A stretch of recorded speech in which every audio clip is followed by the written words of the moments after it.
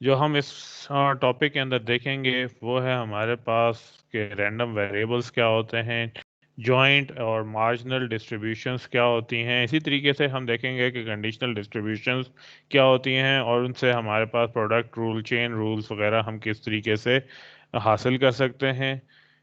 इसके अलावा हम जो कंसेप्ट देखेंगे वो है इन्फिनेंस और इंडिपेंडेंस का, और ये हमारे पास प्रोबेबिलिटी जो है बहुत ज़्यादा यूज़ होती है आर्टिफिशियल इंटेलिजेंस के अंदर।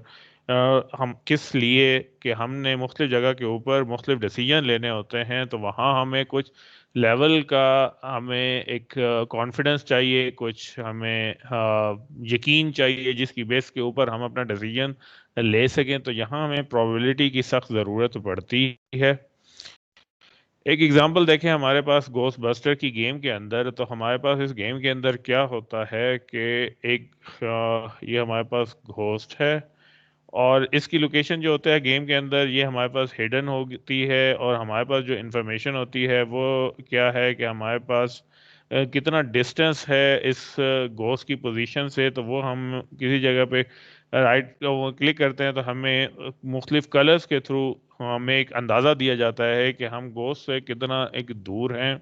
फॉर एग्जांपल कि हमारे पास कि हम एग्जैक्टली घोस्ट के ऊपर मौजूद हैं, जो बाउंड्रीज हैं वो हमारे पास रेड कलर की हो जाती हैं। अगर हम 1 या 2 ब्लॉक अवे हैं तो हमारे पास ऑरेंज कलर की हैं। अदरवाइज हमारे पास क्या है, येलो या ग्रीन कलर भी हो सकता है, जो रिप्रेजेंट करती हैं कि अब हम गोस की पोजीशन से बहुत दूर हैं।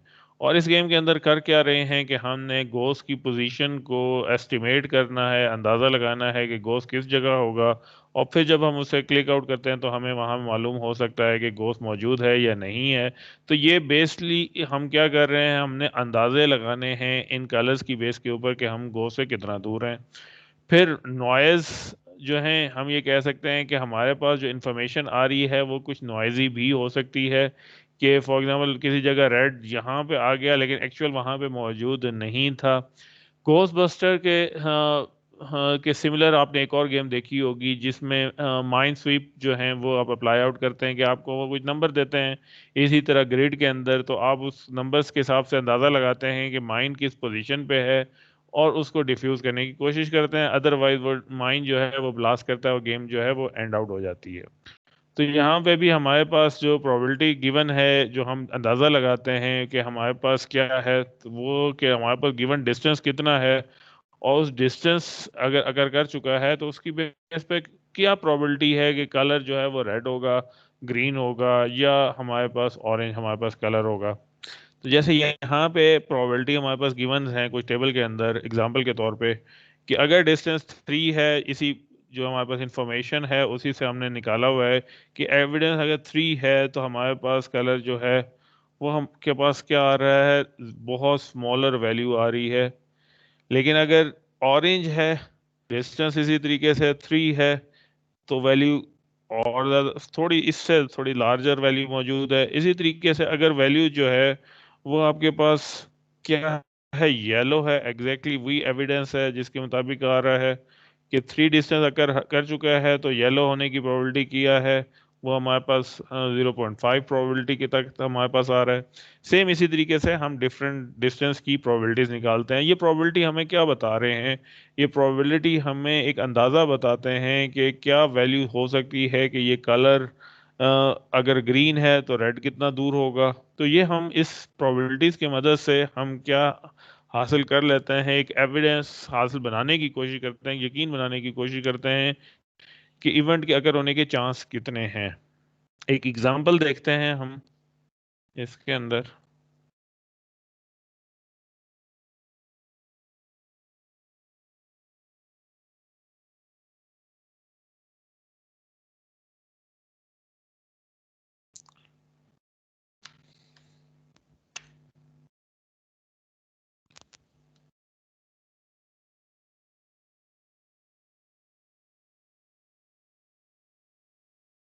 अब ये उसी गेम की एक एग्जांपल है, डिमॉन्स्ट्रेशन है, वो जरा देखें आप लोग।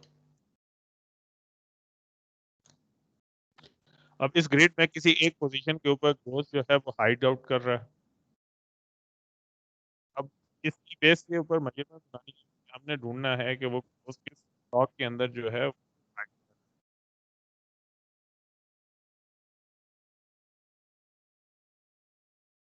अब ये कलर्स जो हैं, जब भी हम किसी पॉइंट पे कलर करेंगे तो हमें वो डिस्टेंस बता देगा कि हमें ज़्यादा बताएगा उससे कितना। जो चीज़ ध्यान में रखने की है कि सेंसर जो इन्फॉर्मेशन आप प्रोवाइड कर रहे हैं भी हैं, तो इस वजह से कुछ इन्फॉर्मेशन हमें गलत भी मिल सकती है। अब कुछ ब्लॉक पे क्लिक कर रहे हैं तो हमारे पास मालूम हो रहा है उधर से कितना डिस्टेंस है गोस से। बजाय यहाँ रेड पे लग रहा है कि बिल्कुल गोस जो है वो इस पोजीशन के ऊपर मौजूद है, लेकिन अगर हम इसके साथ में मुख्तलिफ ब्लॉक चेक करें तो हमारे पास कलर आ रहा है।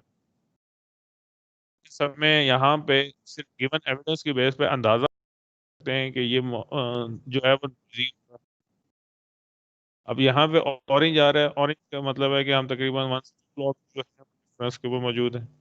अब यहाँ देखें तो जो ब्लॉक आया है उसके गिर्द ऑरेंज बन रहे हैं। इट मीन्स कि हाँ ये तकरीबन जो है वो बेहतर हो सकता है एज कम्पेयर टू दिस।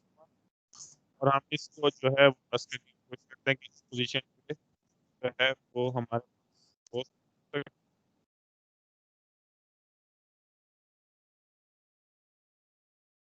ये ज्यादा बेहतर लग रहा है हमें as compare to this one. इसको चेक कर लेते हैं। बस वाला एक्शन लिया और हमें मालूम हो गया कि हमने परफेक्ट जगह पर क्लिक किया था। तो अब ये देखें, ये अंदाज़ा किस बेस के ऊपर हमने सारा लगाया है। ये सारी की सारी इंफॉर्मेशन हमारे पास, जो इंफॉर्मेशन हम हासिल कर रहे हैं कि गोश्त मौजूद है या नहीं मौजूद, इसका हम एक अंदाज़ा लगा रहे हैं। और अंदाज़ा कैसे लगा रहे हैं कि जो इन्फॉर्मेशन हमारे पास हासिल होती चली जा रही है उसकी बेस पे हम एक अपना यकीन बनाते जा रहे हैं कि यहाँ पे हमारे पास गोश्त हो सकता है, इस पॉइंट के ऊपर हमारे पास गोश्त नहीं हो सकता। हालांकि दोनों जगह के ऊपर इसने रेड इन्फॉर्मेशन जो है वो प्रोवाइड कर दी है। तो प्रोबेबिलिटी जो है वो एक्चुअली हमें जो है वो एक यकीन बनाने की कोशिश करती है कि अंडर गिवन एविडेंस किसी एक इवेंट के अकर होने के चांस है या हमारे पास चांस मौजूद नहीं है। अब अगर हम किसी पॉइंट के ऊपर चेक करना चाहते हैं, जैसे अनसर्टेनिटी को हम चेक करना चाह रहे हैं, तो हमारे पास क्या क्या चीज़ें अवेलेबल हो सकती हैं।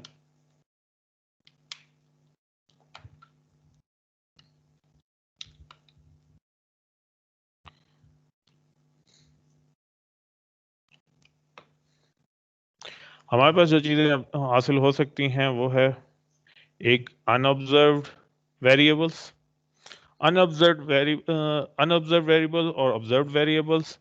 ऑब्जर्व्ड वेरिएबल्स हमारे पास क्या हैं कि मुख्तलिफ किस्म के एविडेंट्स हैं जो हमारे पास वैल्यूज आ चुकी हैं, जो पहले से अकर कर चुकी हैं।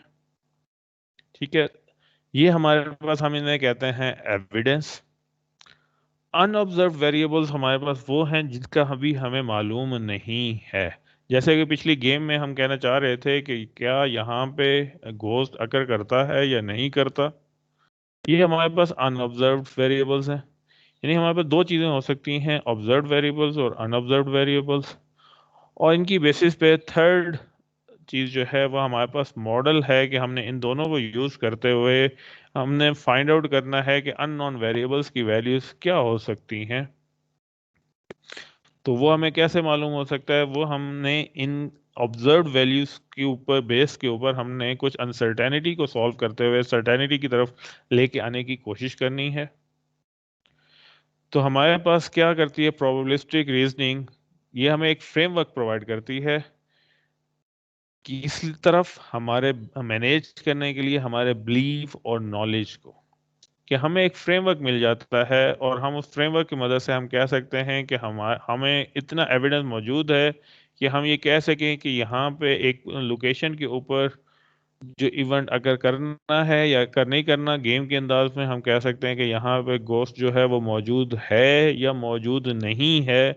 तो ये सारी चीज़ें जो हैं हम मॉडल आउट करते हैं या इक्वेशन आउट में बना के हम फाइंड आउट करने की कोशिश करते हैं कि अनऑब्जर्व्ड वेरिएबल्स की क्या वैल्यूज हो सकती हैं। अब यहाँ पे जब इसको प्रॉब्लम के हिसाब से हम डिफाइन करने जाते हैं तो हम किस तरीके से डिफाइन कर सकते हैं कि हमारे पास कुछ वेरिएबल्स मौजूद हैं वेरिएबल्स जो हैं हम उनको कह रहे हैं कि वो रैंडम वेरिएबल्स हैं। और रैंडम वेरिएबल क्या रिप्रेजेंट करता है, वो एक अनसर्टेनिटी को जो है वो रिप्रेजेंट आउट कर रहा है। इनको नॉर्मली हम क्या है कैपिटल लेटर्स के अंदर राइट डाउन कर रहे हैं, जैसे कि एक इवेंट हम कह रहे हैं कि बारिश हो रही है या बारिश नहीं हो रही, रेन के साथ, रेन के कैपिटल आर के साथ लिख सकते हैं। हॉट है या कोल्ड है उसको टेम्परेचर के साथ लिख सकते हैं। इस तरह डिफरेंट वेरिएबल्स हम बना सकते हैं जो कि एक्चुअली रिप्रेजेंट कर रहे हैं अनसर्टेनिटी को। अगर हम यहाँ पे देखें तो ये कुछ तरीका उसी तरह है जैसे हमने पहले कंस्ट्रेंट सेटिस्फेक्शन प्रॉब्लम्स पढ़े थे, तो ये तकरीबन उसी तरीके से हमारे पास यहाँ पे डिफाइन हो रहे हैं। अब जो भी हमारे पास ये वेरिएबल्स हमने यहाँ पे डिफाइन आउट किए हैं वो एक डोमेन भी रखते हैं। डोमेन्स क्या है कि उसकी रेंज हमें बता देते हैं कि उस वेरिएबल की वैल्यूज क्या क्या हो सकती है। फॉर एग्जांपल रेन पे हम ये कह सकते हैं कि हमारे पास हो रही है या नहीं हो रही, ट्रू या फॉल्स, उसकी डोमेन हमारे पास आ जाएगी। टेम्परेचर पे हॉट है या कोल्ड है या कोई इस तरह के हम और ऐड कर सकते हैं। How long it will take to drive, तो हम ये कह सकते हैं बिल्कुल कोई टाइम नहीं लगेगा या इनफाइनाइट टाइम तक हमारे पास लग सकता है। तो हमने एक डोमेन्स के अंदर इन वेरिएबल्स को रिस्ट्रिक्ट आउट किया हुआ है। तो रैंडम वेरिएबल्स हमारे पास किसी इवेंट को की अनसर्टेनिटी को मेजर करने के लिए डिफाइन किए जाते हैं, और वो क्या रखते हैं अपने साथ, वो डोमेन्स अपने पास रखेंगे जो हमें उन डोमेन में से उनकी वैल्यूज जो है इन वेरिएबल पे असाइन की जाएंगी। अब प्रोबेबिलिटी डिस्ट्रीब्यूशन हमारे पास क्या है। हम एआई के अंदर प्रोबेबिलिटी डिस्ट्रीब्यूशन किस तरीके से कह रहे हैं कि हमारे पास एक टेबल है।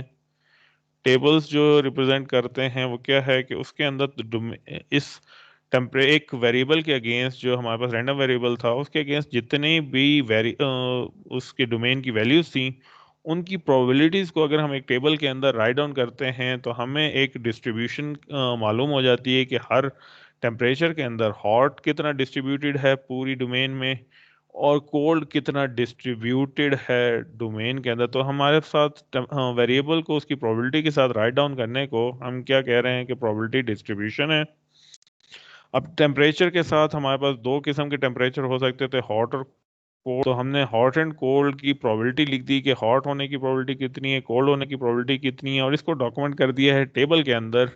तो हम इधर यहाँ पे हम इसको डिफाइन कर रहे हैं एआई के अंदर कि ये हमारे पास प्रोबेबिलिटी डिस्ट्रीब्यूशन आ गई।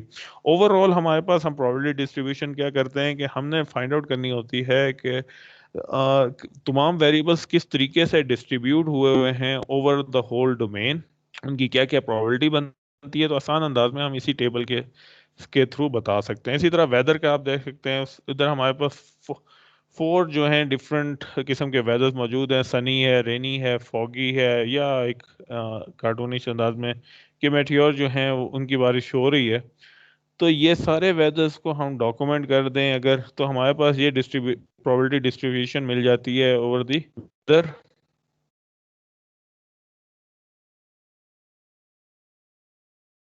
अब प्रोबेबिलिटी डिस्ट्रीब्यूशन के अंदर हमने यहाँ पे कह दिया क्या है, is a table of probabilities of values. ये हमारे पास क्या हो गई, प्रोबेबिलिटी डिस्ट्रीब्यूशंस। अगर हमने ये निकाले तमाम केसेस के हिसाब से तो ये पूरा हमारे पास प्रोबेबिलिटी डिस्ट्रीब्यूशन था। लेकिन एक सिंगल प्रोबेबिलिटी को भी हम कर सकते हैं कि प्रोबेबिलिटी ऑफ रेन हम एक्सेस कर सकते हैं इस पूरी टेबल में से।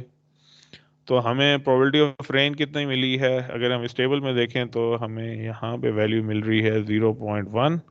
तो हम उस प्रोबेबिलिटी डिस्ट्रीब्यूशन में से किसी एक वैल्यूज को पिक कर सकते हैं और वो हम राइट डाउन कर सकते हैं कि रेन की कितनी प्रोबेबिलिटी है। अगर हमारे पास टेबल हमारे पास मौजूद है तो हम डायरेक्टली बता सकते हैं कि फॉर अ गिवन डे हमारे पास रेन होने के कितने चांसेस हैं।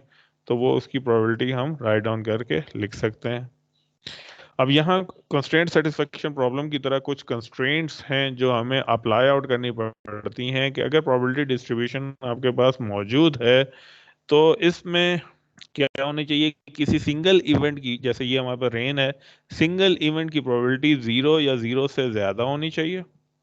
जीरो या जीरो, इस वक्त 0.1 है या जीरो है, 0.6 है, किसी एक इवेंट की प्रोबेबिलिटी जो है वो क्या है, 0 या 0 से ग्रेटर होनी चाहिए, और ये तमाम के ऊपर अप्लाई होना चाहिए फॉर ऑल एक्स। ये एक कंस्ट्रेंट नंबर 1 है। इस पे कंस्ट्रेंट नंबर 2 हमारे पास क्या है कि अगर हम इनका सम ले लें, यानी इस प्रोबेबिलिटी डिस्ट्रीब्यूशन टेबल का पूरा सम लें, तो तमाम सम पे हमारे पास रिजल्ट जो है वो 1 के बराबर आना चाहिए। इन सारों का आप सम लें तो आपके पास 1 आंसर आएगा। प्रोबेबिलिटी ऑफ टेम्परेचर लें तो इन दोनों की प्रोबेबिलिटीज का सम लें तभी आपके पास 1 आएगा। तो हमारे पास प्रोबेबिलिटी डिस्ट्रीब्यूशन हमने क्या कहा, इज अ टेबल, और फिर उसके बाद कहा कि उसके ऊपर दो कंस्ट्रेंट्स हैं कि इंडिविजुअल उसमें से किसी एक की उठाएंगी तो वो 0 या 0 से ग्रेटर होगी, और अगर उनका सम लेंगे तो हमारे पास कितने के बराबर आएगा, 1 के बराबर आएगी। अब इसको राइट डाउन करते वक्त हमारे पास मुख्तलिफ तरीके से नोटेशंस मौजूद हैं। ओरिजिनल नोटेशन हमारे पास क्या है कि हम ये कहते हैं probability of temperature when temperature equal to hot, लेकिन उसको शॉर्ट हैंड करके हमने यहाँ पे प्रोबेबिलिटी ऑफ हॉट लिख दिया। ये एक्चुअली हम ये इस प्रोबेबिलिटी ऑफ हॉट लिखा हुआ हो तो हम क्या कहने की कोशिश करें, probability of T, of temperature capital T, जो उसके टेबल में देखें, और देखने के बाद हम क्या करें, उसमें से जो हॉट वाली क्लास है उसके अगेंस्ट प्रोबेबिलिटी चेकआउट कर लें, उसकी वैल्यूज हम चेकआउट कर लें। सेम इसी तरीके से कोल्ड के केस में, रेन के केस में, हम डिफरेंट केस में ये हम शॉर्ट हैंड करके राइट डाउन कर दिया करते हैं। ये हमारे पास हो गई प्रोबेबिलिटी डिस्ट्रीब्यूशन। अब ये है सिंगल एक एक एलिमेंट के अगेंस्ट, एक वेरिएबल के अगेंस्ट। ज्वाइंट डिस्ट्रीब्यूशन क्या है कि वो हमारे पास over a set of random variable. पहले हमारे पास प्रोबेबिलिटी डिस्ट्रीब्यूशन सिर्फ एक वेरिएबल के अगेंस्ट थी। ज्वाइंट डिस्ट्रीब्यूशन जब हम कहते हैं तो हमारे पास एक से ज्यादा वेरिएबल्स की इकट्ठी डिस्ट्रीब्यूशन की तरफ हम बात कर रहे हैं। अब जैसे यहाँ पे हमारे पास हम क्या कह रहे हैं, x1 equal to x1, x2 equal to x2, xn equal to xn, या हम दूसरे शॉर्ट हैंड में लिख लें इन तमाम वैल्यूज को डायरेक्टली। तो ये क्या हो गई, हमारे पास प्रोबेबिलिटीज हो गई, लेकिन इस दफा प्रोबेबिलिटी ऑफ सिंगल वेरिएबल लिखने की जगह प्रोबेबिलिटीज ऑफ मल्टीपल वेरिएबल्स जो हैं वो हम at the same time write down कर रहे हैं।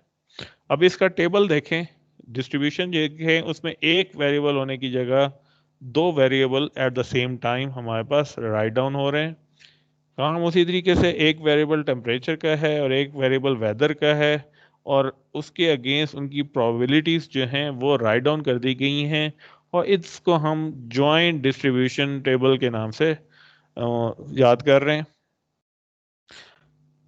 जिस तरह प्रोबेबिलिटी डिस्ट्रीब्यूशंस पे शर्तें थी, कंस्ट्रेंट्स हमारे पास मौजूद थी, यहाँ पे भी हमारे पास वही कंस्ट्रेंट मौजूद हैं कि हमारे पास क्या है, किसी इवेंट्स की जॉइंट डिस्ट्रीब्यूशन वो हमारे पास ग्रेटर देन 0 होनी चाहिए या इक्वल टू 0 होनी चाहिए, और अगर उन सब वेरिएबल्स के अगेंस्ट हम सम ले लें तो हमारे पास इसका रिजल्ट 1 के बराबर आना चाहिए।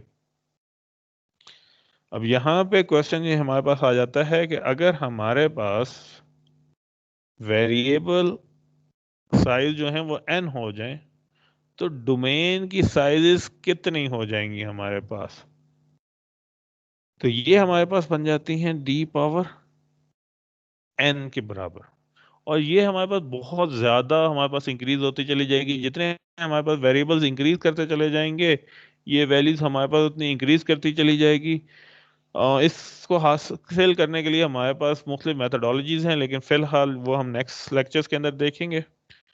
फिलहाल हम सिर्फ यही कह रहे हैं कि हमने डिस्ट्रीब्यूशंस के अंदर जो लेने हैं वो हमारे पास हमने थोड़ी नंबर ऑफ वेरिएबल्स के हिसाब से देख रहे हैं, ज़्यादा वेरिएबल्स के हिसाब से नहीं देख रहे। अब हमने दो चीज़ें डिफाइन कर दी, एक हमने डिफाइन की है प्रोबेबिलिटी डिस्ट्रीब्यूशन और दूसरी हमने डिफाइन की है जॉइंट डिस्ट्रीब्यूशन। अब इन दोनों की मदद से हम क्या चीज़ बना रहे हैं, हम बना रहे हैं प्रोबेबिलिस्टिक मॉडल। और प्रोबेबिलिस्टिक मॉडल को हम क्या कह रहे हैं, प्रोबेबिलिस्टिक मॉडल जो है वो जॉइंट डिस्ट्रीब्यूशन है over the set of random variables. और इसमें क्या क्या चीज़ें मौजूद हैं, इसमें तो एक नंबर एक तो रैंडम वेरिएबल्स मौजूद हैं, जैसे यहाँ पे टेम्परेचर और वेदर मौजूद है। असाइनमेंट्स क्या है कि हम उस किसी एक वेरिएबल को कोई वैल्यू असाइन कर रहे हैं, फॉर एग्जांपल टेम्परेचर को हॉट या कोल्ड असाइन कर रहे हैं, तो वो हम ये कह रहे हैं आउटकम्स के नाम से। कंस्ट्रेंट सेटिस्फेक्शन में हम असाइनमेंट के नाम से कह रहे थे, यहाँ पे हम उसको आउटकम्स के नाम से कह रहे हैं। और जॉइंट डिस्ट्रीब्यूशन जो है वो हमारे पास क्या हमें प्रोवाइड आउट कर रही है कि हमारे पास कितने चांसेस हैं कि ये असाइनमेंट अगर करेगी या नहीं करेगी, दोनों के इकट्ठे अगर होने के चांसेस हमारे पास कितने हैं। और फिर शर्तें हमारे पास कंस्ट्रेंट क्या थी कि हमारे पास उनका सम जो है वो 1 के बराबर आना चाहिए। और इसके अंदर हमारे पास होता क्या है कि ओनली सर्टेन वेरिएबल्स जो हैं वो डायरेक्टली इंटरेक्ट करते हैं, सारे नहीं कर रहे होते। अब ये तकरीबन उसी तरीके से ही मॉडल है जिस तरीके से कंस्ट्रेंट सेटिस्फेक्शन का हमारे पास मॉडल था। इस दर हमारे पास क्या डिफरेंस था कि यहाँ पे हमारे पास असाइनमेंट में हम ये वेरिएबल फाइंड आउट कर रहे थे कि असाइनमेंट पॉसिबल है या असाइनमेंट पॉसिबल नहीं, जैसे कि हमने ट्रू फॉल्स करके कि पॉसिबल है या पॉसिबल नहीं है हमने राइट डाउन किया, जबकि यहाँ पे हम उनकी प्रोबेबिलिटीज जो हैं वो मेंशन आउट कर रहे हैं कि इन दोनों के हॉट और टेम्परेचर हॉट हो वेदर सनी हो तो इसके इकट्ठे होने की हमारे पास प्रोबेबिलिटी कितनी है। कंस्ट्रेंट सेटिस्फेक्शन के अंदर हम कह रहे थे कि इनकी असाइन होने की प्रोबेबिलिटी मौजूद है, तो ये हमारे पास हम उधर ट्रू बाइनरी नंबर से कर रहे थे, यहाँ उनकी प्रोबेबिलिटीज को राइट डाउन कर रहे हैं। जस्ट मेक श्योर इसमें यही करना है कि हमारे पास जो इन सब को सम आउट कर रहे हैं प्रोबेबिलिटीज को जब टेबल के अंदर जॉइंट डिस्ट्रीब्यूशन के अंदर, तो कंस्ट्रेंट पूरी होनी चाहिए कि हमारे पास इसकी वैल्यू जो है वो 1 के बराबर होनी चाहिए। तो यहाँ पे भी अगर आप देखेंगे तो इनका सम जो है वो हमारे पास 1 के बराबर ही आ रहा है। अब इवेंट्स, ये हमारे पास होगी प्रोबेबिलिस्टिक मॉडल। अब वेरिएबल्स का सेट जो है और उनकी बेसिस के ऊपर हमारे पास हम जो सेट बना रहे हैं तो हम उसको कह रहे हैं इवेंट। दोबारा से बात कर लें कि अ set of E outcomes. Outcomes क्या थे अभी हमने डिफाइन यहाँ पे किया, आउटकम्स जो हैं वो हमारे पास असाइनमेंट्स हैं, जैसे यहाँ दो हमारे पास वेरिएबल्स थे, तो इसके अंदर कोई एक असाइनमेंट कि वेरिएबल 1 की वैल्यू हॉट हो, वेरिएबल 2 की वैल्यू सन हो, तो ये एक असाइनमेंट बन रही है। तो इस तरह एक असाइनमेंट थी, यहाँ पे हम कह रहे हैं ई असाइनमेंट्स हों या ई आउटकम्स हों, यानी एक सबसेट हो टोटल जॉइंट डिस्ट्रीब्यूशन का, तो वो हमारे पास इवेंट है। और हम उसको यहाँ पे कैसे अलजेब्रिक फॉर्मेट में नोटेट कर रहे हैं कि हमारे पास सम है जिसमें तमाम वेरिएबल्स की तमाम वैल्यूज मौजूद हैं x1 टू xn, उन सब की वैल्यूज का सम कर रहे हैं, तो ये हमारे पास प्रोबेबिलिटी ऑफ एन इवेंट जो है वो मेंशन। जैसे यहाँ पे हमारे पास हमारे पास ये जॉइंट डिस्ट्रीब्यूशन गिवन है, हम इसमें से फाइंड आउट क्या करना चाहते हैं कि हॉट एंड सनी, कि आपके पास हॉट टेम्परेचर हॉट हो, वेदर जो है वो सनी हो। तो इसमें देखें दोनों हॉट और सनी जो हमारे पास सिर्फ एक असाइनमेंट ही मौजूद है, इसकी प्रोबेबिलिटी आपके पास कितनी आ जाएगी, जो इस टेबल से मौजूद थी वो हम पिक करके वैल्यूज असाइन कर सकते हैं कि इस इवेंट के अकर करने की, कि हॉट एंड सनी इवेंट जो है इसकी होने की प्रोबेबिलिटी हमने जॉइंट डिस्ट्रीब्यूशन से निकाली, तो हमारे पास 0.4 के बराबर है। सेकेंड हमारे पास मौजूद है probability that it is hot. सिर्फ हमारे पास एक साइड की असाइनमेंट जो है वो गिवन है, दूसरे पे हमें गिवन नहीं दी गई। तो इधर हम इस सम को देखेंगे, जो हमारे पास यहाँ सम मौजूद था कि हमारे पास वेरिएबल मौजूद है हॉट, और वेदर पे हमें डिफाइन नहीं किया गया, लेकिन हमारे पास जितने भी ये हॉट आ रहे थे इन सब का हम सम ले लें। तो हमारे पास प्रोबेबिलिटी तकरीबन कितनी आती है, 0.5 के बराबर। तो हॉट इवेंट की प्रोबेबिलिटी ओवरऑल 0.5 के बराबर। इसी तरह हॉट और सनी, ये टेम्परेचर या हॉट हो या सनी हो, उन सब का सम ले लें। तो हॉट पहली दो हमारे पास रोज थी और सनी हमारे पास थर्ड रोज के अंदर आ रहा है, तो हमारे पास ये तकरीबन 0.7 इसका रिजल्ट आ जाता है।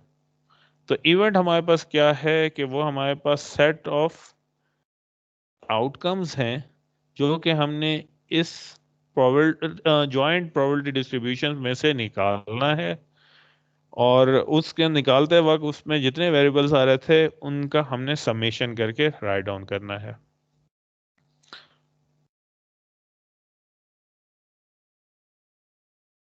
ये हमारे पास इवेंट्स हो गए। नेक्स्ट टर्म जो हम यूज देखने जा रहे हैं that is called as marginal distribution. अब मार्जिनल डिस्ट्रीब्यूशन क्या है, इसी तरीके से जैसे हमने इवेंट्स के अंदर कहा था, अब यहाँ पे हमारे पास दो वेरिएबल्स हैं जॉइंट डिस्ट्रीब्यूशन के अंदर, टेम्परेचर और वेदर। हमने इसको कन्वर्ट करना है सिंगल वेरिएबल के अंदर। जैसे यहाँ पिछली स्लाइड के अंदर हमारे पास मौजूद था, यहाँ प्रोबेबिलिटी का क्वेश्चन आया था कि probability that it is hot. अब यहाँ सिर्फ एक का जिक्र था, दो हालांकि वेरिएबल दो थे। तो हमारे पास यहाँ पे भी यही क्वेश्चन है कि हम दो वेरिएबल से एक वेरिएबल की तरफ कैसे लेके जाएं। इस ले जाने को हम क्या कह रहे हैं, मार्जिनल डिस्ट्रीब्यूशन। कि ये सब टेबल्स हैं जो कि एलिमिनेट कर देते हैं कुछ वेरिएबल्स को। जैसे यहाँ दो वेरिएबल हैं तो एक वेरिएबल को एलिमिनेट करके हम एक दूसरी टेबल बनाए पी ऑफ टी। यहाँ पे करने के दो तरीकेकार हैं, क्या सॉरी एक ही तरीकेकार है। वो क्या हमारा तरीकेकार है कि हमने सम लेना है अगेंस्ट जितने हमारे पास सेकंड वेरिएबल्स मौजूद थे। जैसे ये दो वेरिएबल मौजूद थे टी एंड एस, तो जितने भी एस हो सकते थे इन सब के अगेंस्ट हमने सम ले लेना है। जैसे यहाँ पे हमारे पास हॉट टेम्परेचर, हमारे पास क्या है हॉट, और टेम्परेचर हमारे पास है कोल्ड। ये हमारे पास मुख्तलिफ वेरिएबल्स हैं, वैल्यूज हैं जो कि अगेंस्ट हो सकती थी वेरिएबल टेम्परेचर। अब इनके अगेंस्ट दोनों में दो मुख्तलिफ किस्म के वैल्यूज मौजूद हैं जो कि एक्चुअली वेदर के लिए थी, एक सनी और एक रेनी। हम यहाँ पे क्या कह रहे हैं, फॉर स्मॉल टी यानी उसकी एक वैल्यू के अगेंस्ट क्या करें, जितने भी डिफरेंट वेदर के वेरिएबल्स आ रहे हैं सन और रेन, उन सब का सम ले लें। तो एक्चुअली ये दोनों का सम हमारे पास आ गया 0.4 और 0.1, तो ये हमारे पास आ गया 0.5। और कोल्ड के अगेंस्ट हम देखें इसी सेम वही प्रोसीजर है, हम सम ले रहे हैं अगेंस्ट सेकंड वेरिएबल, तो हमारे पास ये भी 0.5। और अगर हम इसको वैसे दोबारा चेक करें तो हमारे पास इन दोनों का सम जो है वो हमारे पास 1 के बराबर आता है। तो ये कंडीशन भी यहाँ पे पूरी हो रही है। इसी तरीके से हम दूसरे वेरिएबल के अगेंस्ट भी ले सकते हैं कि कोलैप्स वेदर को ना करें, हमें कोलैप्स करना हो टेम्परेचर को, और वेदर के अगेंस्ट हमने प्रोबेबिलिटी राइट डाउन करनी है। तो हम क्या करेंगे, ये समेशन लेंगे पहले वेरिएबल के अगेंस्ट, दूसरी साइड पर कांस्टेंट हम रख रहे हैं इस सेकंड वेरिएबल को। तो हमारे पास प्रोबेबिलिटी ऑफ सेकंड वेरिएबल हमारे पास आ जाएगा। तो सेकंड वेरिएबल के अंदर दो असाइनमेंट्स हो सकती थी, एक हमारे पास है सनी और एक है रेनी। अब सनी और रेनी के अगेंस्ट देखें, सनी दो दफा सन है और इसमें पॉइंट हॉट और कोल्ड दोनों मौजूद हैं। तो 0.4 और 0.2 ये दोनों वेरिएबल्स मिलके हमारे पास वैल्यू जो है 0.6। और इस तरह रेन के अगेंस्ट भी दो मौजूद हैं 0.1 एंड 0.3, ये दोनों वैल्यूज मिलके हमारे पास 0.4 बना रही हैं। इन दोनों का सम भी हमारे पास 1.0 है। तो क्या हुआ, मार्जिनल डिस्ट्रीब्यूशन क्या है, जिसमें हम कुछ वेरिएबल्स को एलिमिनेट कर देते हैं और नए डिस्ट्रीब्यूशन टेबल जो है वो क्रिएट करते हैं। अब इसके अंदर करते वक्त हमेशा क्या चीज़ ध्यान में रखनी है, जिस वेरिएबल के अगेंस्ट आप जिस वेरिएबल को एलिमिनेट करना है उसके अगेंस्ट आपने सारे सम जो हैं वो कैलकुलेट करने हैं। तो हमारे पास दूसरे वेरिएबल के अगेंस्ट जो है टेबल्स जो हैं जनरेट हो जाएंगे, और इनका नाम हम क्या रख रहे हैं, मार्जिनल डिस्ट्रीब्यूशन। तो तीन बातें जो अभी तक हमने देखी हैं, एक सबसे पहले प्रोबेबिलिटी डिस्ट्रीब्यूशन सिंगल वेरिएबल के अगेंस्ट था, फिर हमने दूसरा बनाया जॉइंट डिस्ट्रीब्यूशन जब हमारे पास एक से ज्यादा वेरिएबल्स मौजूद हैं, फिर जॉइंट वेरिएबल हमारे पास मौजूद हैं तो फिर हमने उसमें से इवेंट्स निकाल रहे हैं। इवेंट्स निकालने के लिए आसान तरीक़ेकार हमारे लिए क्या है, मार्जिनल डिस्ट्रीब्यूशन के टेबल्स हम बना सकते हैं। तो ये हमारे पास तीन मेन कॉन्सेप्ट्स हमारे पास हो गए। अब जब मोस्ट इम्पॉर्टेंट काम जो है, जो हमारे पास गेम्स के अंदर हमें सबसे ज़्यादा यूज़ करना पड़ता है, वो है कंडीशनल प्रोबेबिलिटीज़ का। अब उसके लिए हमें पिछले जो अभी हमने कॉन्सेप्ट पढ़े उनकी ज़रूरत हमें पड़ जाती है।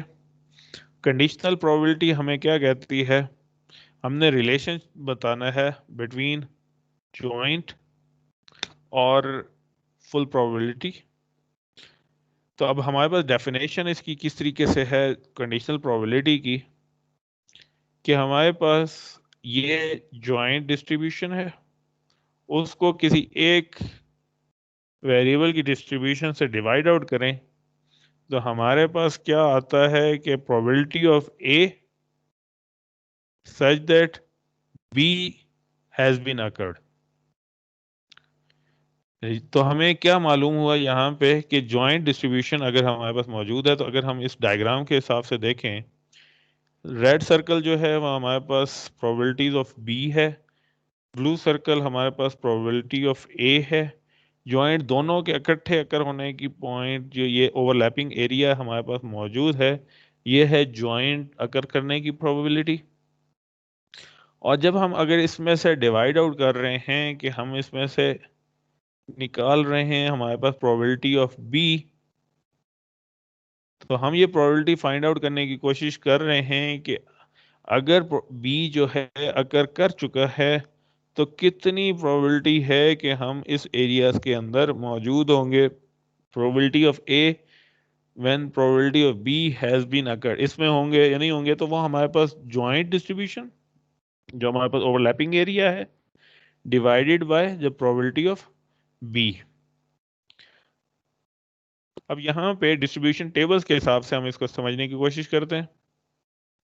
अब हमारे पास यहाँ पे क्या है, प्रोबेबिलिटी ऑफ टेम्परेचर, और उसको ज्वाइन हमारे साथ है एंड वेदर। अब अगर हम उसे किसी एक असाइनमेंट के हिसाब से देखें, तो असाइनमेंट के हिसाब से देखें तो अगर हम ये कहते हैं कि हमारे पास वेदर जो है वो सनी है, और टेम्परेचर जो है वो हमारे पास कोल्ड है।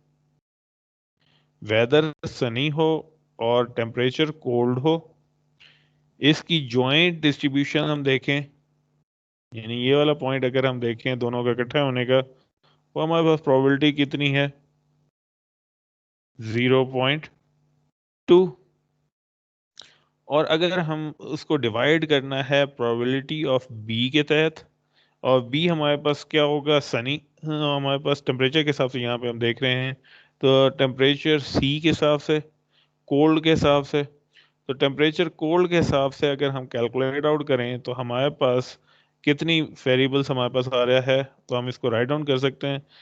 When weather is equal sunny and temperature cold, sunny and temperature cold, weather is equal to rainy and temperature is equal to cold. तो ये दो वैल्यूज हमारे पास आ जाएंगी 0.2 और 0.3, इनका सम जो है हमारे पास 0.5।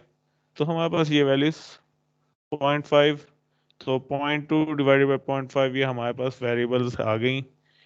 प्रोबेबिलिटी आई 0.4 कि हमारे पास वेद वेदर सनी होने की क्या प्रोबेबिलिटी है जब टेम्परेचर कोल्ड हो चुका हो। तो ये प्रोबेबिलिटी हमारे पास आ रही है इस जॉइंट डिस्ट्रीब्यूशन टेबल से हमने निकाली कंडीशनल प्रोबेबिलिटी, तो ये हमें वैल्यू मिल रही है 0.4।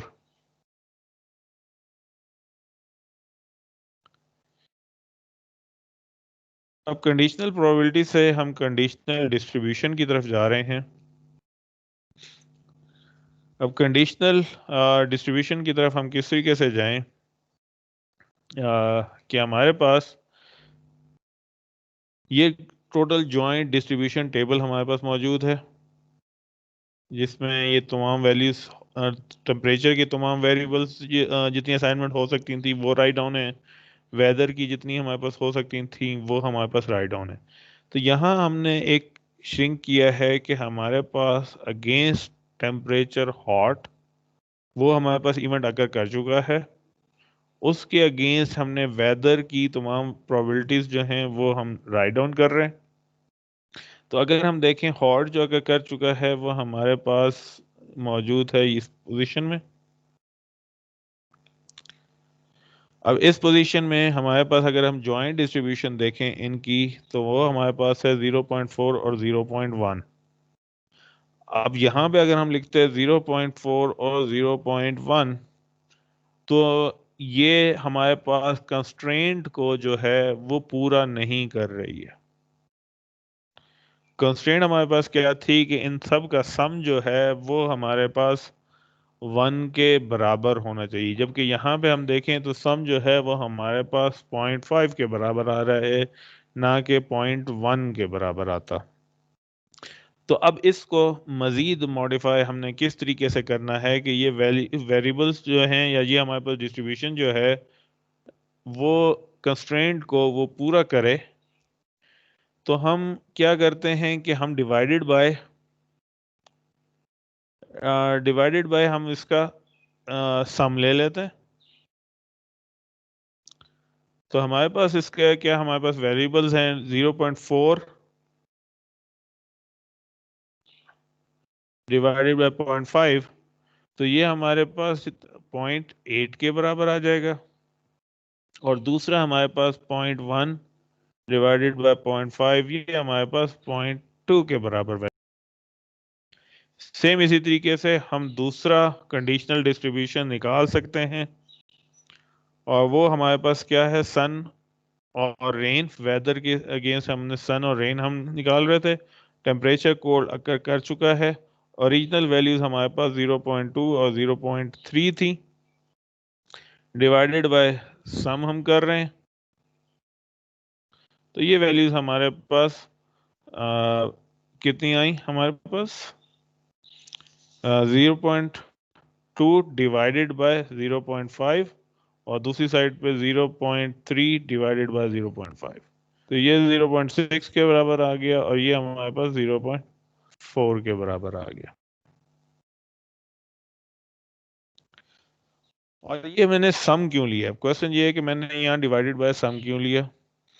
तो अगर हम वापस इस कंडीशनल प्रोबेबिलिटीज के ऊपर आए, तो हमने यहाँ पे क्या करना था एक्चुअली, ये जो सेकंड वेरिएबल था इसकी प्रोबेबिलिटी कैलकुलेट करनी थी, यहाँ पे राइट डाउन करनी थी, यानी कि conditional joint probability divided by जो सेकंड वेरिएबल था उसकी प्रोबेबिलिटी को राइट डाउन करना था।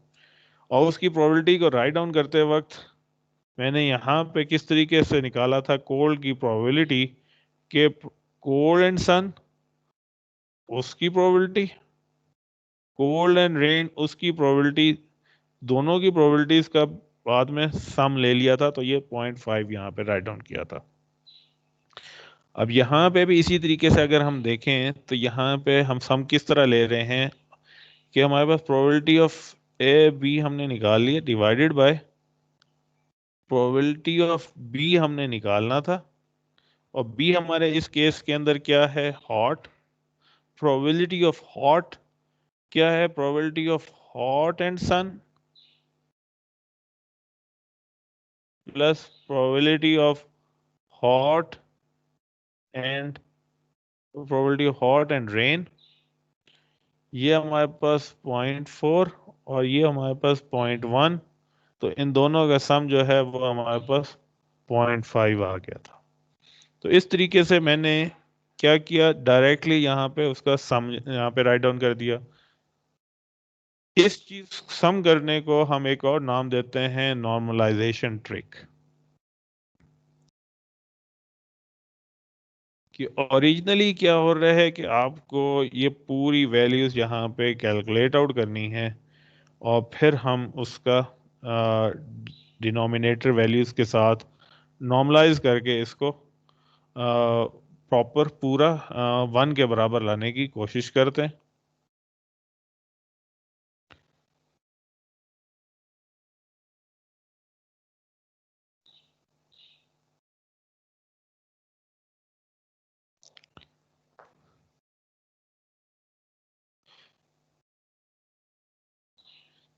अब यहाँ पे हम देखें तो हमारे पास क्या है, प्रोबेबिलिटी ऑफ वेदर हम कैलकुलेट कर रहे हैं फॉर टेम्परेचर कोल्ड। तो हम वेदर सनी है और टेम्परेचर कोल्ड, उसकी प्रोबेबिलिटी। वेदर रेनी है और टेम्परेचर कोल्ड, उसकी प्रोबेबिलिटी 0.2 और 0.3। ये हमारे पास हो गया 0.4। और इसी तरीके से हमने दूसरी साइड पे की है वेदर सनी, वेदर रेनी, टेम्परेचर कोल्ड। तो हमारे पास वैल्यूज कितने के बराबर आई, एक तरफ हमारे पास 0.2 डिवाइडेड बाय 0.5 और एक जगह हमारे पास 0.3 डिवाइडेड बाय 0.5। तो ये हमारे पास 0.4 वैल्यूज आई और ये हमारे पास 0.6 वैल्यूज आई। तो ये दोनों वैल्यूज जो हैं वो हमने राइट डाउन की। 0.2 0.3 लिखने की जगह पे हमारे पास राइट डाउन हो गई 0.4 0.6।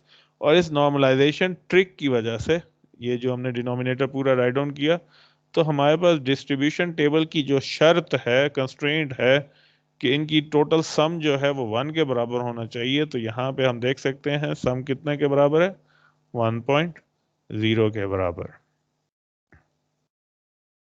तो ये हमारे पास टोटल स्टेप्स हैं। इसके अंदर क्या काम कर रहे हैं कि सबसे पहला काम क्या किया था, सिलेक्ट द जॉइंट प्रोबेबिलिटीज, जो कि एविडेंस को मैच आउट करें। एविडेंस आपके पास क्या है, जिस जो अकर कर चुका है। जैसे हम कोल्ड के अगेंस्ट चेक कर रहे थे, T equal to C, temperature is equal to cold. ये हमारे पास एविडेंस है। इस एविडेंस के अगेंस्ट जितनी वेरिएबल्स टेबल थी वो हमने कट करके यहाँ राइट डाउन कर दिया। तो हमने कैपिटल सी टी लिखने की जगह स्मॉल सी लिख दिया। अब हमारे पास कोल्ड सनी इन कोल्ड रेनी मौजूद है। अब इसको मजीद हमने ख़त्म कर रहे हैं कि ये वाला पोर्शन भी हमारे पास ख़त्म हो। तो क्या डिनोमिनेटर में इन दोनों का सम जो है वो डिनोमिनेटर में कर देंगे, 0.2 डिवाइडेड बाई 0.5 और 0.3 डिवाइडेड बाई 0.5। तो हमारे पास डिस्ट्रीब्यूशन, जॉइंट डिस्ट्रीब्यूशन हमारे पास वैल्यूज आ गई। तो यहाँ कंडीशनल प्रोबेबिलिटी से हम कंडीशनल डिस्ट्रीब्यूशन पे हम आ गए कि जॉइंट डिस्ट्रीब्यूशन से हमने कंडीशनल डिस्ट्रीब्यूशंस जो हैं वो हासिल कर ली।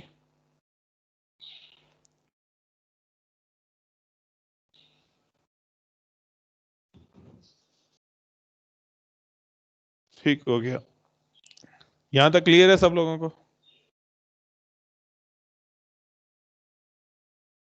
Yes sir. ठीक हो गया।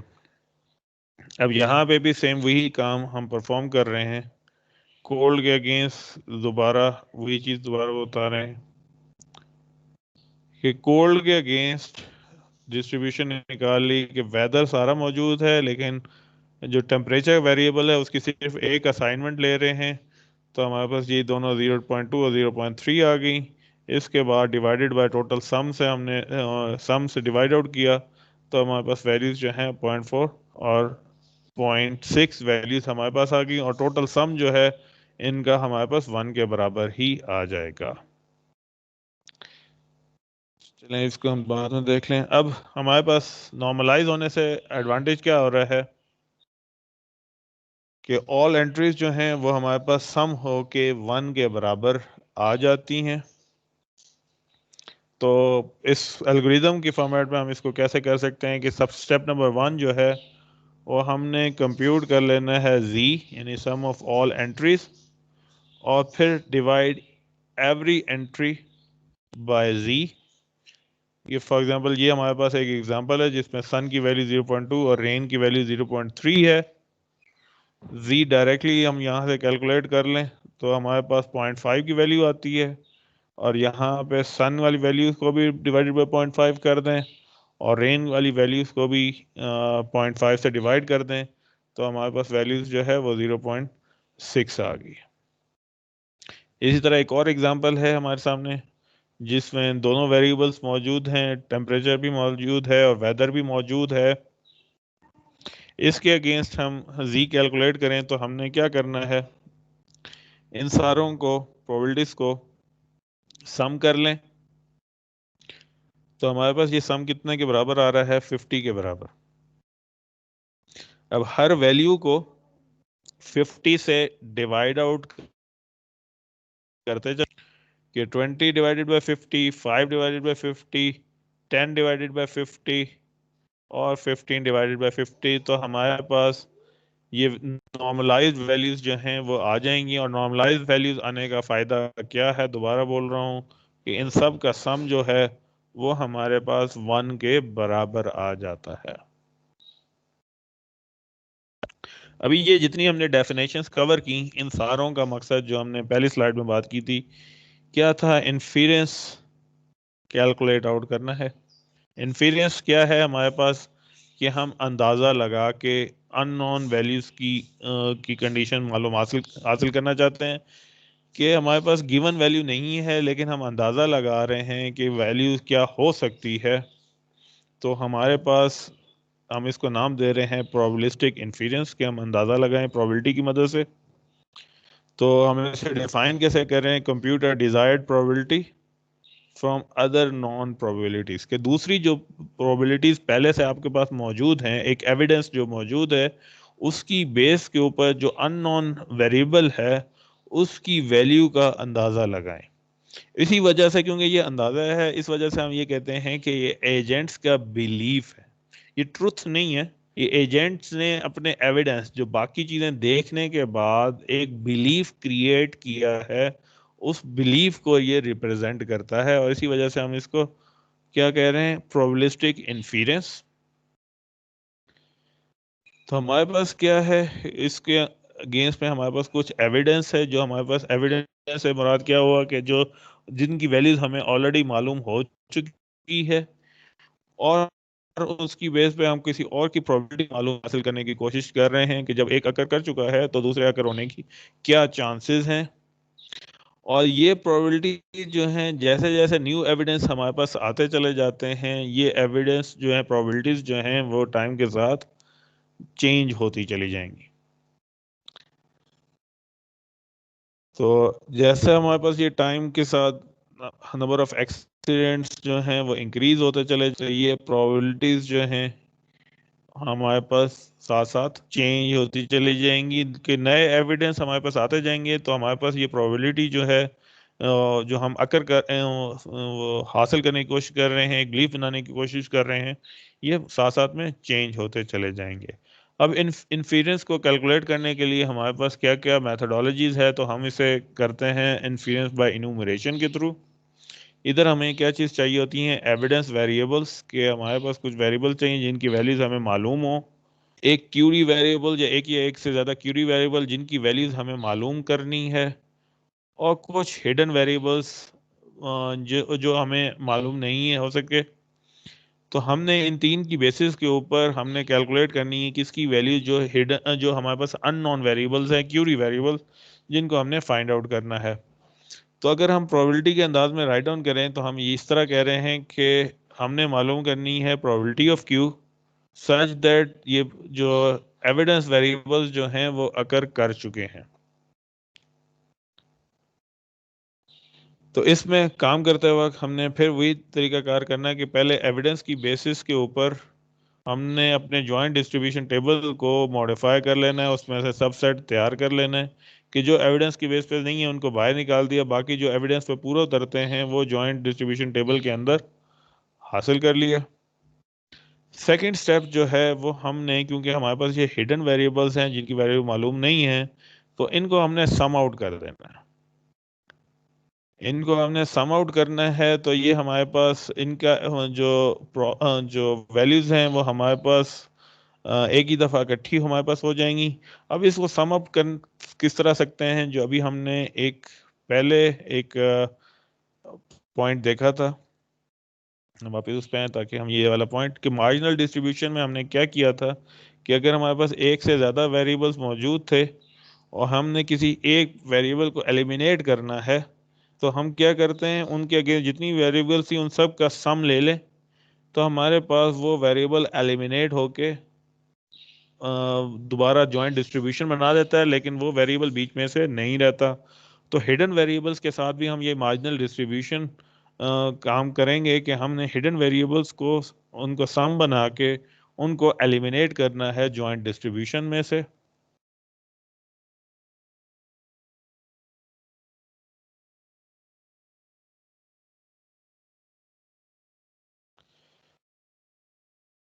तो उसको करने का तरीकाकार क्या है कि जितने भी पॉइंट पे हमारे पास मौजूद थे हिडन वेरिएबल जो हो सकते हैं, उन सब का हमने सम लेके उनको एलिमिनेट कर देना है।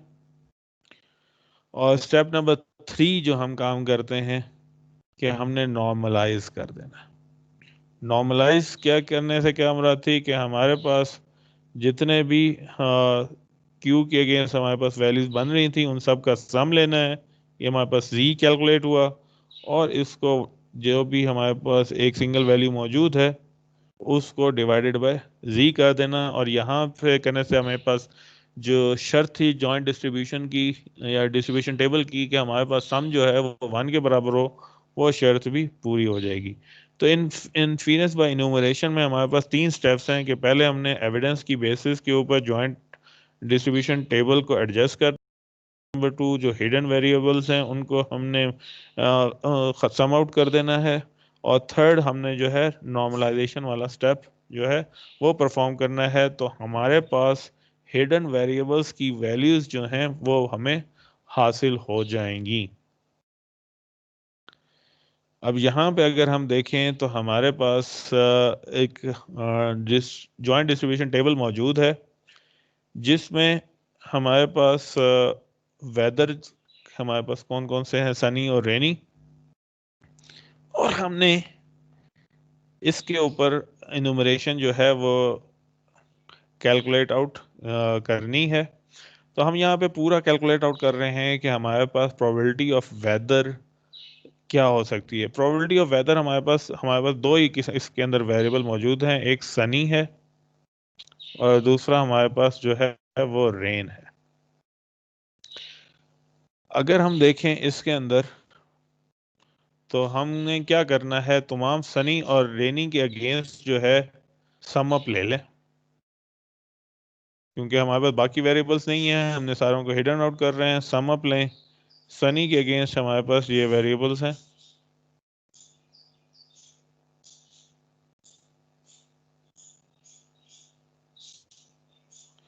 और रेन के अगेंस्ट हमारे पास ये वेरिएबल्स हैं।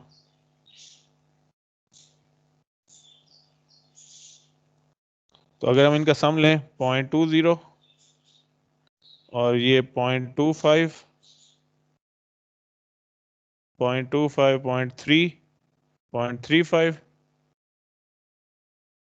ये हमारे पास 0.35, और ये हमारे पास कितना आएगा 0.30, 0.40, 0.50, 0.65। तो ये हमारे पास डिस्ट्रीब्यूशन आ गई। हमने सिर्फ सम करके कि पहला काम यही किया हमने कि इसमें से टेबल को एडजस्ट किया, उसमें से जितनी वैल्यूज थी वो हमने निकाली, बाकी जितने हिडन वेरिएबल्स थे। अब इस केस में हमारे पास हिडन वेरिएबल्स क्या हैं, हॉट और समर दोनों मौजूद है, हमने जस्ट सिंपली सम आउट कर लिया और उनको राइट डाउन कर लिया। तो ये हमारे पास क्योंकि डिवाइडेड हम इसलिए नहीं किया किसी चीज़ से क्योंकि हमारे पास दूसरा एविडेंस मौजूद नहीं था, तो हमने यहाँ पे प्रोबेबिलिटी ऑफ सम और प्रोबेबिलिटी ऑफ रेंज जो है सिंपली सम करके हमने हासिल कर ली। दूसरा केस हमारे पास है जिसमें probability of weather when winter has been occurred, ये हमने कैलकुलेट आउट करना है। अब देखें तो हमारे पास विंटर जो है वो किस में है, इसके अंदर मौजूद है, और विंटर पे हमारे पास ये 3 मौजूद हैं, तो हमने इस 3 के अंदर ही रहना है। तो पहला काम, सॉरी ये भी विंटर है, ये हमने इसके अंदर हमने रहना है। तो हमारे पास ये 4 वेरिएबल्स हैं। पहला काम, हमने टेबल में से जो बाहर चीज़ें थी वो हमने निकाल दी, जो एविडेंस के ऊपर रहती हैं वो हमने टेबल्स के हिसाब से एडजस्ट कर लिया, जो उसके साथ कंसिस्टेंट हैं उनके साथ हमने राइट डाउन कर दिया। अब नेक्स्ट हमने करना है वेदर के हिसाब से। अब इसमें हमारे पास क्या है, probability of winter such that winter हमारे पास जो है वो अकर कर चुका है। अब इसको हम किस तरीके से राइट डाउन कर सकते हैं, प्रोबेबिलिटी ऑफ रेन या सन सच दैट विंटर, और probability of rain such that winter. अब ये हासिल करने के लिए हमें इस टेबल की तरफ देखना है।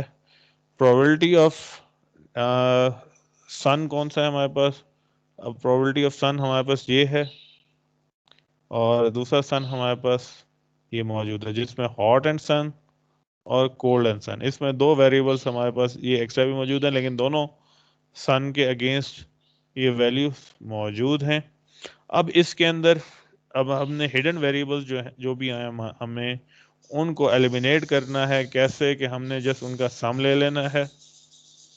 अब इन दोनों वेरिएबल्स का अगर हम सम लें तो हमारे पास कितनी वैल्यूज आई, 0.10 और 0.25। ये वैल्यू आ गई 0.10 प्लस 0.15, ये हमारे पास आ गई 0.25। और दूसरी साइड पे रेन के अगेंस्ट जब हम लें इन दो वैल्यूज का तो हमारे पास 0.25 के बराबर आए। ये हमारे पास स्टेप हो गया, जो स्टेप नंबर 2 हो गया। स्टेप नंबर 1 पहले हुआ था, ये हमारे पास स्टेप नंबर 2 हो गया। अब स्टेप नंबर 3 हमने करना है। स्टेप नंबर 3 हम कैसे करना है, नॉर्मलाइज, कि हमने रीकैलकुलेट करना है for all values of Q.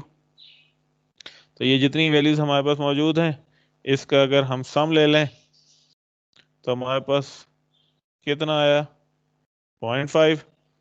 और फिर उसके बाद हमने क्या किया, वैल्यूज को डिवाइड कर दिया टोटल सम से। तो 0.5 डिवाइडेड बाय 0.25 डिवाइडेड बाय 0.5 और 0.25 डिवाइडेड बाय 0.5। तो ये दोनों वैल्यूज जो हैं वो हमारे पास 0.5 हमारे पास कैलकुलेट हुई। तो इस तरीके से इन्यूमरेशन के थ्रू हम 3 स्टेप्स के अंदर ये काम अपना कंप्लीट कर सकते हैं, और यही काम अगले हम 2 डिफरेंट वेरिएबल्स के साथ भी परफॉर्म कर सकते हैं। ये चीज़ क्लियर है आप सब लोगों को? Yes sir. अब इधर हमारे पास सिर्फ प्रॉब्लम क्या है, वो इसकी टाइम कॉम्प्लेक्सिटी है और स्पेस कॉम्प्लेक्सिटी स्पेशली, कि हमारे पास कितनी हमें ज़रूरत है, कितनी स्पेस चाहिए पूरा टेबल राइट डाउन रखने के लिए। वो हमारे पास है d⁻n के बराबर, जो बहुत जितनी ज़्यादा हमारे पास नंबर ऑफ वेरिएबल्स इंक्रीज करते चले जाएंगे ये हमारे पास ज़्यादा इंक्रीज होता चला जाएगा। लेकिन ये सिंपल मेथडोलॉजी है कि, और सिंपल मेथडोलॉजी में ये है कि अगर आपके पास नंबर ऑफ वेरिएबल्स कम होंगे तो आप उसको बहुत आसानी से वेरिएबल्स को का अंदाज़ा या इन्फेरेंस जो है वो आप लगा सकते हैं। अब यहाँ से कुछ आगे और मज़ीद डेफिनेशन हम देख लें, और एक डेफिनेशन है हमारे पास प्रोडक्ट रूल की। प्रोडक्ट रूल हमें क्या कहता है कि अगर हमारे पास जॉइंट कंडीशनल प्रोबेबिलिटी गिवन हो और इसके साथ हम मल्टीप्लाई कर दें किसको, जो हमारे पास सेकंड एविडेंस था, एविडेंस की और प्रोबेबिलिटी को मल्टीप्लाई आउट कर दें, तो हमारे पास जॉइंट डिस्ट्रीब्यूशन जो है वो भी हासिल हो सकती है। और ये हमने किस फेस पे लगाया कि हमारे पास ओरिजिनल डेफिनेशन ये थी कि हमारे पास joint distribution divided by probability of second variable. तो इस सेकंड वेरिएबल को हम इस साइड पे ले आए, तो हमारे पास probability conditional probability into probability of second variable, तो हमारे पास ये जो जॉइंट प्रोबेबिलिटी है ये हमें हासिल हो जाएगी। अब इसको अगर हम देखें प्रोडक्ट रूल्स को डिस्ट्रीब्यूशन टेबल्स के हिसाब से, तो ये हमारे पास joint distribution table conditional distribution table हमारे पास मौजूद है, जिसमें हमारे पास 2 वेरिएबल डी एंड डब्ल्यू मौजूद है। वेदर का प्रोबेबिलिटी हमारे पास मौजूद है टोटल सम वाली। तो मल्टीप्लाई कैसे करना है कि सन वाले दोनों को इन दोनों के साथ मल्टीप्लाई आउट कर देंगे, रेन वाले को हम इन दो के साथ मल्टीप्लाई आउट करेंगे, तो हमारे पास वैल्यूज क्या हो जाएंगी दोबारा से, ये वैल्यूज हमारे पास मल्टीप्लाई होके जब पहली रो जो है 0.1 मल्टीप्लाई होगी 0.8 के साथ, तो हमारे पास रिजल्ट आया 0.08। 0.9 जो है 0.8 के साथ मल्टीप्लाई हुआ तो 0.72।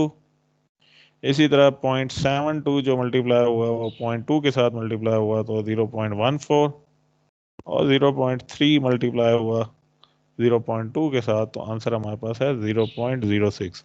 और ये हमने रिवर्स में कि कंडीशनल प्रोबेबिलिटी डिस्ट्रीब्यूशन से जॉइंट प्रोबेबिलिटी डिस्ट्रीब्यूशन जो है वो निकाल ली, और इसको हम कैसे रेफर कर रहे हैं कि ये हमारे पास प्रोडक्ट रूल बन जाएगा। अब प्रोडक्ट रूल को जनरलाइज करें तो हमारे पास चेन रूल आ जाता है। चेन रूल हमारे पास क्या कह रहा है कि अगर जितने भी जॉइंट प्रोबेबिलिटीज हैं हमारे पास दो या दो से ज़्यादा वेरिएबल्स के लिए, तो हम ये कैसे मालूम कर रहे हैं कि प्रोबेबिलिटी ऑफ x1 जो कि सेकंड वेरिएबल था कंडीशनल प्रोबेबिलिटी इसके अंदर, probability of x2 bye x1, तो हमने मालूम की प्रोबेबिलिटी ऑफ x2 के साथ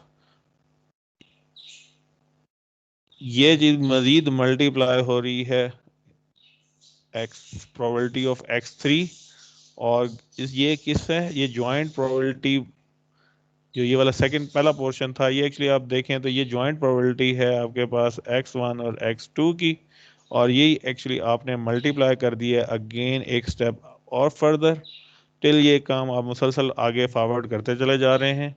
तो ये काम हमने क्या कह रहे हैं आसानी से कि हमारे पास प्रोडक्ट हो रहे हैं, और प्रोडक्ट करके हम क्या मल्टीप्लाई हासिल कर रहे हैं, probability of x I given, यानी एविडेंस हमारे पास क्या है कि प्रोबेबिलिटी ऑफ x1 से लेके xi-1 तक मालूम हो। दोबारा रिपीट कर देता हूं इसको कि हम ये कैसे कह रहे हैं कि probability of x1 into probability of x2 such that x1, ये हमें क्या हासिल करके दे रहा है, ये हमें हासिल करके दे रहा है probability of x1 x2 joint probability. ये जॉइंट प्रोबेबिलिटी जो है वो हमने इन दोनों से हासिल की, और इस जॉइंट प्रोबेबिलिटी को मजीद अगर हम आगे मल्टीप्लाई कर रहे हैं तो हम हासिल कर सकते हैं probability of x3 such that हमारे पास मालूम हो प्रोबेबिलिटी ऑफ x3 से x1 x2, x3 x2। जब यहां से होगा तो हमारे पास जॉइंट प्रोबेबिलिटी मिल जाएगी, probability of x1 x2 x3। ये जॉइंट प्रोबेबिलिटी मालूम हो जाए तो हम इसको मजीद एक स्टेप आगे x4 को हासिल करने के लिए हासिल कर सकते हैं। तो ये अगर हम कंप्लीट करते चले जाएं तो हमें at the end joint probability from variable x to xn तक मिल सकती है, और इसको सिंप्लीफाई करते हुए हम लिख रहे हैं कि हमारे पास एविडेंस जो है x1 से लेके xn-1 तक या i-1 तक मौजूद है, i-1 तक हमारे पास मौजूद है, और ये आगे प्रोबेबिलिटीज जो हैं वो बार बार एक दूसरे के साथ प्रोडक्ट होती चली जा रही हैं। तो ये पूरा चेन बनता चला जा रहा है इस प्रोडक्ट रूल का, या चेन की मदद से हम जितने भी नंबर ऑफ वेरिएबल्स हों उनकी ज्वाइंट प्रोबेबिलिटी हासिल कर सकते हैं। इसके बाद हम एक नेक्स्ट रूल जो देखते हैं वो है बेस रूल। बेसियन रूल हमारे पास क्या है कि हम अगर हमारे पास जॉइंट डिस्ट्रीब्यूशन मौजूद है तो हम दो डिफरेंट कंडीशनल प्रोबेबिलिटीज हासिल कर सकते हैं। कैसे कि अगर हमारे पास एक ही कंडीशनल जॉइंट डिस्ट्रीब्यूशन मौजूद है एक्स और वाई का, तो हम मान और क्या कर सकते थे इसके थ्रू कि प्रोबेबिलिटी अगर वाई हमारे पास गिवन है और हम प्रोबेबिलिटी ऑफ एक्स कैलकुलेट कर सकते हैं multiplying it by probability of Y. दूसरे केस में कंडीशन हमारे पास क्या है कि एक्स गिवन हो और वाई हम मालूम करना चाह रहे हैं, ये हमारे पास कंडीशनल प्रोबेबिलिटी हो गई, इसको मल्टीप्लाई कर दें जो सेकंड वेरिएबल है यानी प्रोबेबिलिटी ऑफ एक्स। अब इसी से हम जो नया फार्मूला एक्सेस बनाया, इससे जो नया फार्मूला बनाया जा रहा है उसके अंदर हमने क्या किया है, इन दोनों साइड को अगर हम मैच आउट करें तो क्या किया, इस पॉइंट प्रोबेबिलिटी ऑफ वाई जो है वो इस साइड पे ले आए, तो probability of X when Y has been occurred, तो हम इस पे क्या बना रहे हैं, प्रोबेबिलिटी ऑफ, इसका totally reverse, probability of Y when X has been given और into probability of X divided by probability of Y. अब ये हमें किस चीज़ में हेल्प आउट कर रहा है कि हमें ये बिल्ड करने में हेल्प आउट करता है कि अगर हमें एक कंडीशन मालूम हो जाए तो हम उसका रिवर्स जो है वो हासिल कर सकते हैं। यानी अगर हमारे पास प्रोबेबिलिटी ऑफ एक्स मालूम हो जाए तो हम प्रोबेबिलिटी ऑफ ये दूसरी भी जो है उसका टोटली रिवर्स भी फाइंड आउट कर सकते हैं थ्रू दीज फार्मूलाज। और ये इसके लिए एक्चुअली हमारे पास जो यूज हो रहा है वो मेन जॉइंट डिस्ट्रीब्यूशन का फार्मूला है, और ये फार्मूला हमारे पास बेस रूल कहलाता है। इसकी एग्जांपल देख लें हम कॉज और इफेक्ट के अंदर, कि हम मालूम करना चाह रहे हैं कि इफेक्ट हमें मालूम है